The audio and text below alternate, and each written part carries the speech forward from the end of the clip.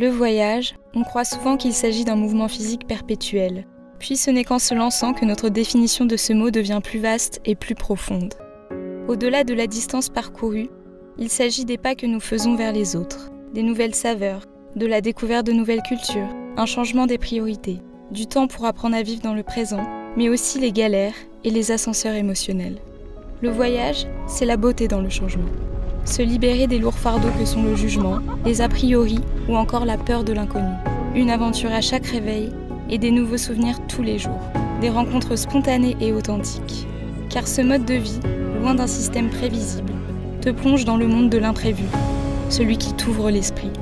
Le voyage te conduit à comprendre et à aimer l'autre.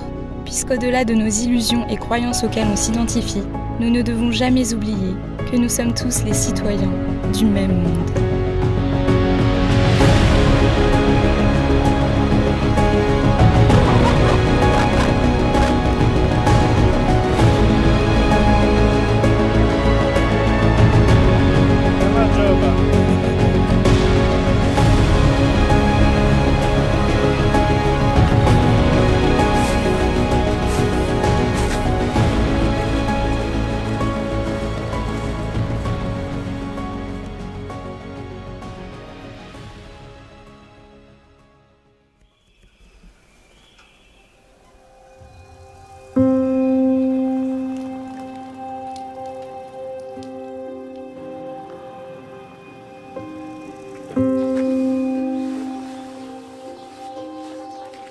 Signari, petit village de montagne de la région de Kakheti, à l'est de la Géorgie, dont 1500 habitants connaissent les pierres. Ils voient leur regard se perdre dans l'immense vallée fertile de l'Alazani et sur les neiges éternelles des monts caucasiens. Entouré de fortifications vieilles de 400 ans et étalé sur les crêtes, son charme séduit de nombreux couples qui viennent se dire oui dans l'une des 2 églises orthodoxes de la ville de l'amour géorgienne. Dans ces ruelles pavées, nous comprenons que l'économie de la ville se fait dans la viticulture et la tapisserie traditionnelle géorgienne. Alors que nous marchons sur ces murs de pierre, nous observons avec impatience l'arrivée du printemps. Quelques bourgeons timides et quelques fleurs nous font languir l'arrivée des beaux jours.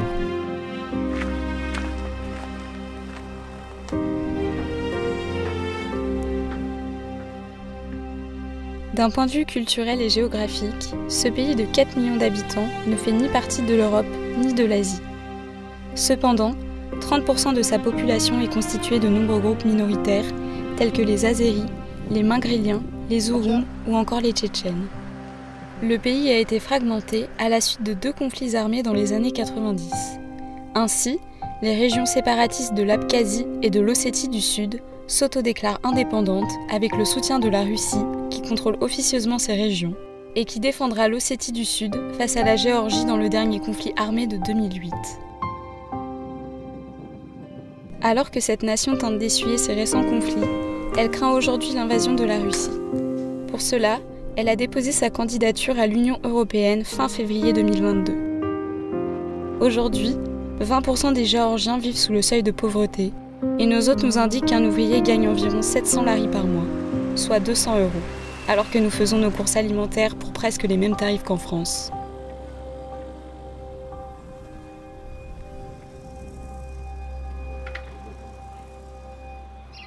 Aujourd'hui, on voulait visiter le parc national de Vachlovani. J'étais en correspondance avec quelqu'un parce qu'il faut acheter un ticket. Et je lui ai dit, aujourd'hui, c'est le dernier jour de soleil, est-ce que c'est possible d'y aller? Même si je sais qu'il y a un délai de 2 jours. Il me dit, ouais, j'aurais bien voulu, sauf qu'aujourd'hui, c'est la journée de la femme et c'est férié.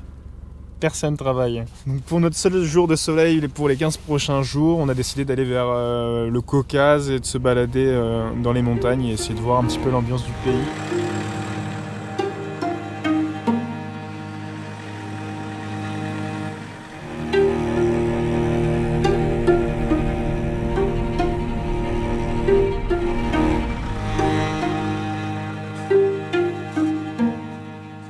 Mais puis très loin du Caucase, on doit être à 2 ou 3 km, on le voit juste derrière, les montagnes elles sont énormes. Et on s'est posé sur un petit champ où il y avait des chevreaux et des moutons, ils sont trop mignons. Il y avait les bergers qui fouettaient le sol pour regrouper le troupeau et en 5 minutes, ils sont déjà partis à 500 mètres.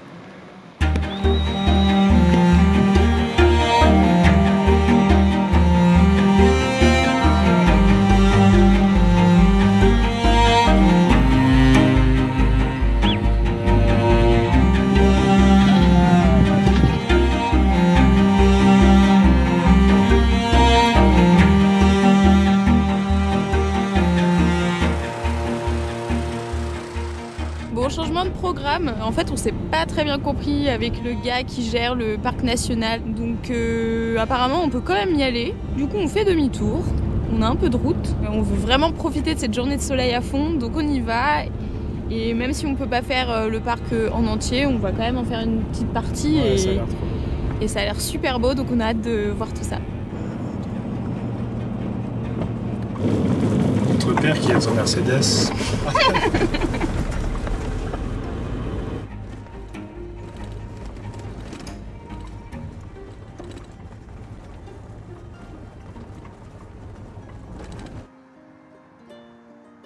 Nous traçons notre chemin dans le berceau du vin, la Kakheti, et en direction du semi-désert géorgien de Vachlovanie. Nous empruntons une piste bien mouvementée, au milieu des premiers champs verdoyants caucasiens.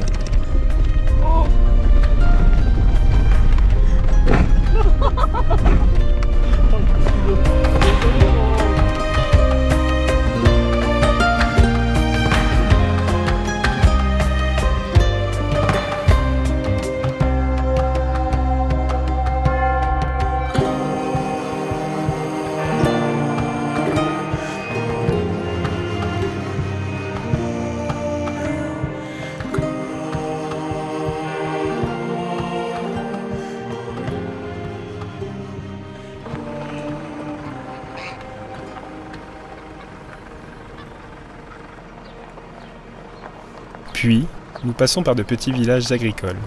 Ici, le temps semble s'être arrêté. Tout est vieux, mais fonctionne au quotidien. Tant qu'il y aura des mains habiles, la vieille machinerie géorgienne ronronnera toujours dans les champs de Kakheti.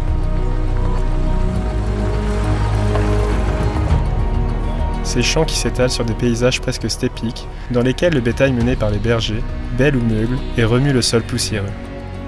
Cette atmosphère bucolique et désertique nous fascine par son calme, ses courbes, mais aussi par les nombreux animaux que nous pourrions observer.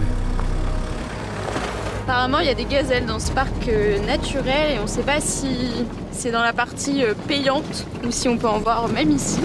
On est à l'affût. Donc là, on continue de s'aventurer dans le parc de Vachlovanie et en fait, on est juste à quelques dizaines de kilomètres de l'Azerbaïdjan.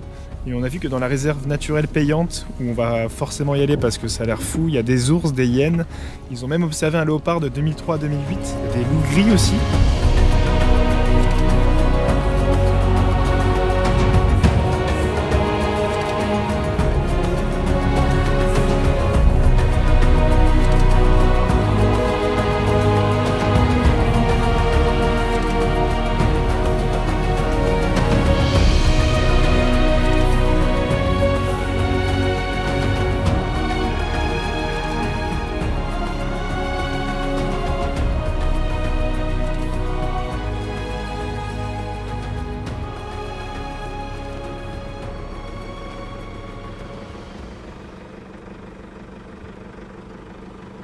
Bon, du coup, comme prévu, on s'est fait recaler à l'entrée du parc naturel parce qu'il faut évidemment des entrées. Déjà là, cette partie-là est super stylée. Ouais, c'est sublime. On pensait pas du tout voir ça en Géorgie. On s'imaginait plus les monastères perchés sur des collines vertes avec des grandes montagnes enneigées. Et en fait, là, c'est très très aride, très poussiéreux. On s'attendait pas à ça, mais c'est trop joli.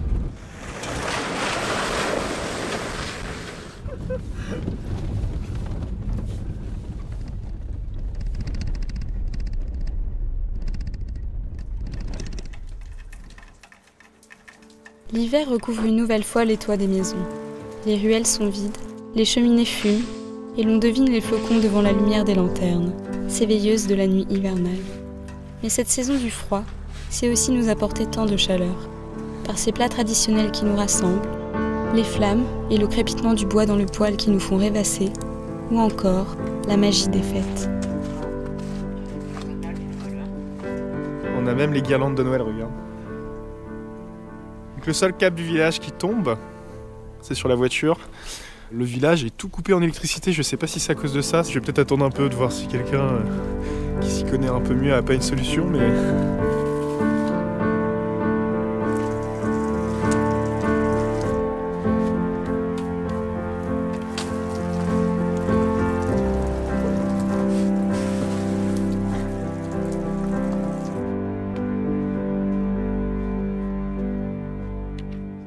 J'ai essayé d'enlever la neige en pensant que le câble allait se redresser, mais en fait ça l'a détendu complètement. Il va appeler les pompiers, Alexandre, c'est notre hôte. Et les pompiers qui vont arriver, c'est trop drôle, ça arrive qu'à nous.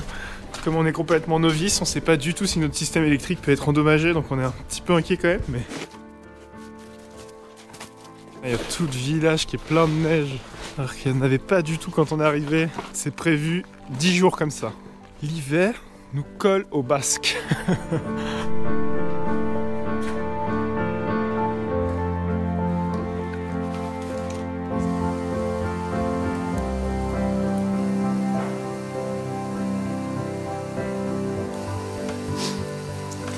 Here, snow. I go.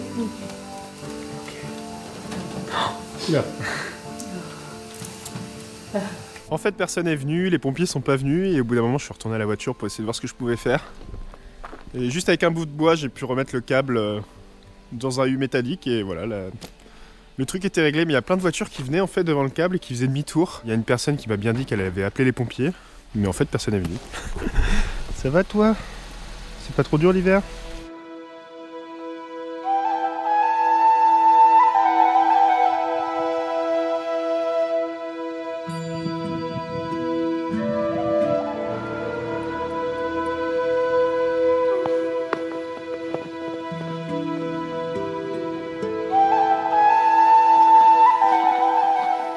Alors, dans cette ambiance de Noël, nous retrouvons notre âme d'enfant, et quel bonheur c'est de pouvoir retrouver cette légèreté, mais surtout de donner une bonne correction à Léna alors qu'elle passe à l'offensive. Elle m'attaque!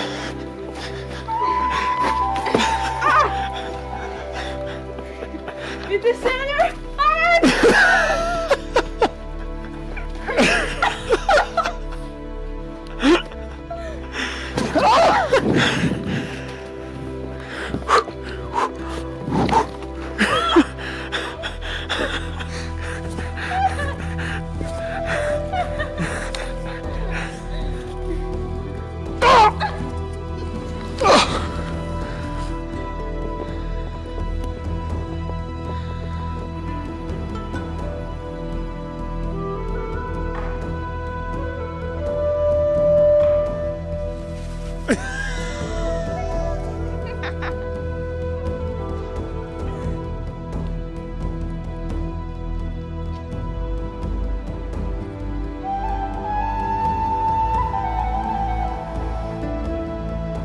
Au détour d'une ruelle, nous tombons sur ce gvévri, dans lequel est stocké le vin du pays.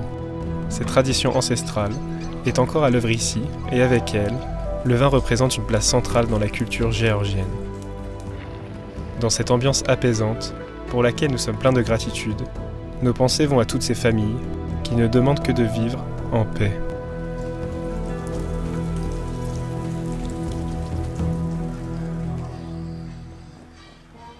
Quand on se balade à Signari et globalement en Géorgie, on a vraiment l'impression de faire un saut dans le temps, dans les années 50-60.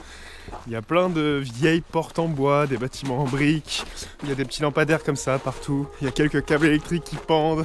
Là il y a un vieux balcon en bois, ça il y en a partout dans le village. Et souvent aussi on voit des très très vieilles voitures, même des voitures d'avant-guerre. C'est un beau saut dans le temps. Allez, je retourne dans la tour de Signari. Ça y est, me voilà sur le haut du mur de Signari. Tout est complètement enneigé maintenant, sauf le haut plateau qui est devant le Caucase. En fait, ici on a 800 mètres d'altitude et en bas on doit être à peu près à 200. Donc il neige pas en bas, il neige que chez nous. C'est tout blanc, c'est trop joli. Allez, je te montre ça en image.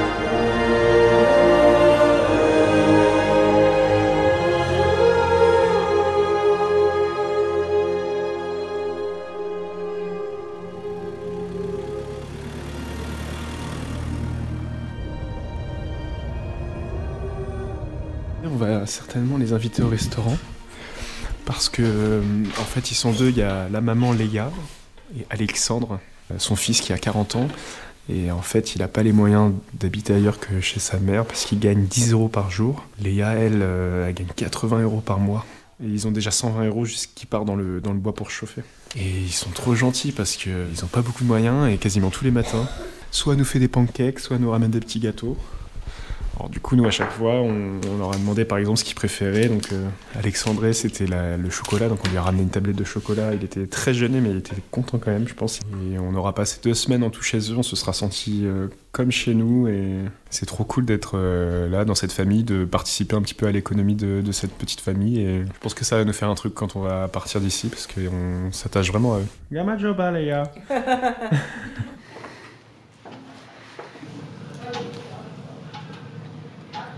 Le départ. Bon, on a passé 15 jours dans cette maison d'hôte. C'était super, c'était un super échange. Ouais, et ça va nous faire bizarre là de partir parce qu'on a pris nos petites habitudes, nos petites marques. Et on a l'impression de partir de chez notre mamie. Franchement, ça nous fait plaisir d'être restés aussi longtemps ici parce que les hôtes étaient trop gentils. Ouais. Et on est content d'avoir pu les aider financièrement durant cette partie de l'année. Pour eux, l'hiver, c'est hyper difficile parce qu'il n'y a pas beaucoup de locations, le bois coûte cher, l'électricité coûte cher et du coup, ils se restreignent beaucoup sur la nourriture. Ouais, on voyait souvent le frigo était vide, donc c'est pour ça que des fois on a fait des échanges. On a voulu l'inviter au restaurant, mais au final il n'a pas voulu venir, donc on lui a apporté son plat préféré. Et du coup, c'est avec plaisir qu'on est resté 2 semaines ici. Ouais, on est vraiment content d'avoir pu participer à l'économie de la maison et d'avoir donné un petit coup de pouce pendant 2 semaines. Je pense que ça leur a fait du bien. Mais où est la voiture? Bon, on va essayer de déneiger tout ça avec un outil de choix.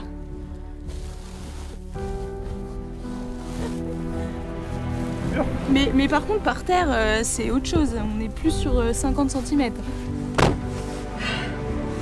J'ai froid.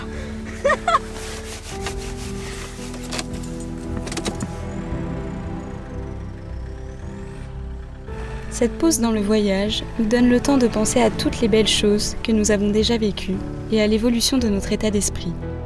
À mesure que nous avançons, nous nous détachons du matériel et des plaisirs éphémères et notre cœur s'ouvre aux autres et à l'amour que nous pouvons partager avec eux. Nous sommes partis sans but et sans avoir fui notre vie d'avant. Notre curiosité nous fait vivre cette grande aventure et nous nous laissons porter par les événements qui se présentent sur notre route. Et pour toi, le voyage, c'est quoi? Après ce long séjour à Signari, accueillis par cette famille géorgienne chaleureuse et bienveillante, nous nous dirigeons vers la capitale. Encore une fois, un imprévu viendra bousculer tous nos plans et nous conduira à vivre des expériences uniques dans le froid polaire et dans les paysages incroyables du Grand Caucase. À bientôt!